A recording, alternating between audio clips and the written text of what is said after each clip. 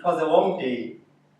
I was sitting in my office, busy reading a research article. Then I heard a knock at the door. I turned my chair around and I said, "Come in." There walked in one of my students, and she said, "Sir, do you have a moment?" And I said, "Yes, you may sit down. How can I help you today?" She said, "Sir, I don't know what is wrong. I go to the library, I attend my classes, I do my assessments, but still I can't get my grades right. I am struggling, and I'm afraid I may lose my sponsor."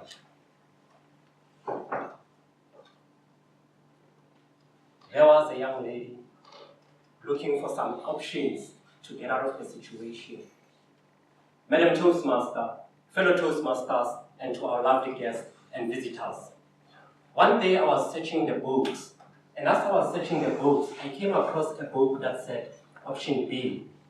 As I tried to check what is this book about, it had the following words: "We all live some form of option B. This book will teach you how to make most of it." It then reminded me a certain journey in my life. Where I grew up, I used to have an uncle, a handsome, tall guy, very strict. He was a taxi owner and a mechanic. When we see his taxi down the street, we will all scatter around like cockroaches will do as you flip the light switch. But beyond that, what he used to do to fix his own taxis and for other people is what I drew some kind of inspiration in him. I used to love to see his overall painted in oil. I used to love to see him stepping out underneath the car with his bag in red dust. And that made me to say, one day I want to be a mechanic. I went to a school where they offered technical subjects. Before I could select my stream, I had to negotiate my way over 4 subjects. That was mechanics, electronics, metalwork, and woodworking. I excelled in all of them except one.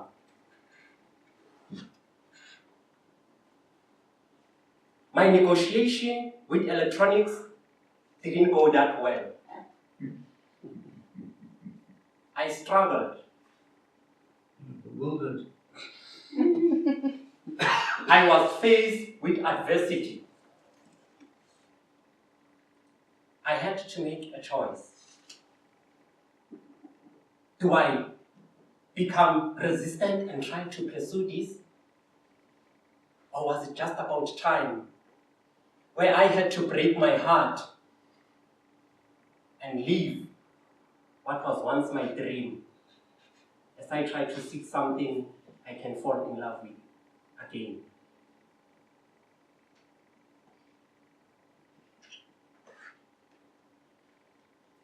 Eventually, indeed, option B it was.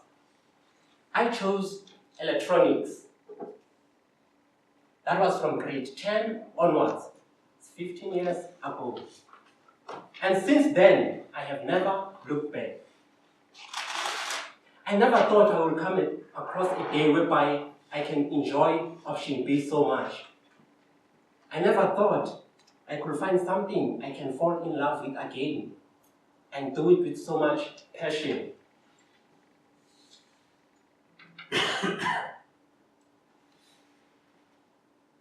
Let me take you back to that student who just walked into my office.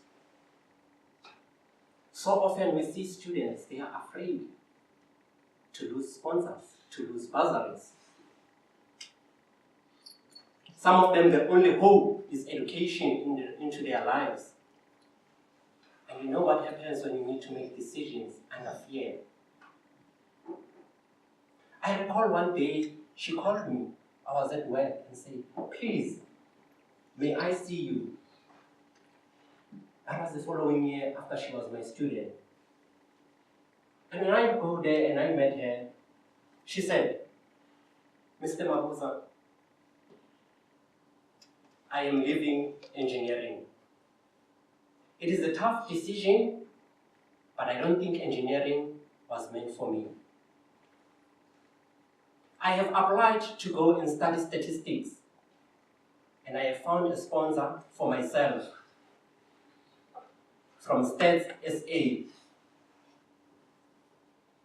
And I said to her, look, in life, we have to make certain decisions.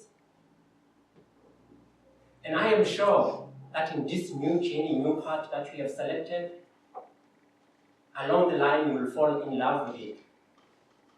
Along the way, you will find a way to navigate yourself to success. I know you are a capable young lady, and I wish you the best in that. What do you think happened to that student? Is option B really an option? Let me tell you something. Today, that student has completed a statistics degree with distinction. She has completed a master's in statistics with distinction. And last time, when I checked, she was busy with her PhD in statistics. My message to you is, be the architect of your life. Even if it means you must redefine your life and your goals. And lastly, when your mind and your heart are in conflict with your reality, be open for option B. Madam Toastmaster.